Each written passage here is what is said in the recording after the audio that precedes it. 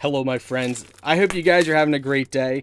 So this is a brand that I have been very impressed with their quality of products. I'm hoping this one is just as good quality as others we've reviewed from them. Your manual will be in the bottom of the box under this, your accessories.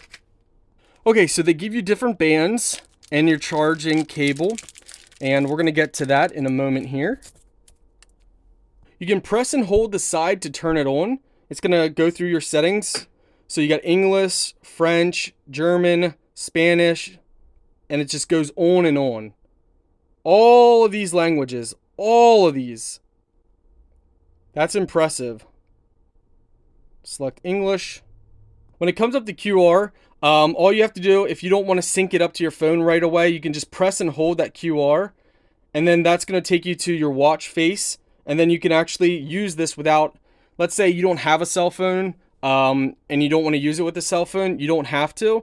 Of course, the app gives all kinds of cool things that you guys can do, but you can bypass that by pressing and holding the screen when it's on the QR section, and then it's going to take you to this, and then you can go through your settings here, and you can play around with it and do all this stuff. Activity, heart rate, SP, O2, sleep, workout records, alarm clock, weather, stopwatch, timer, music, camera, breathing, find my phone, female health, and settings.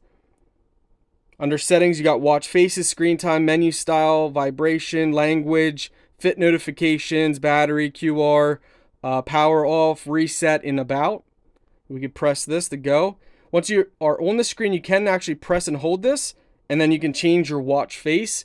You can add some more with the app and all those fun stuff. So we're going to actually keep it on this one by tapping.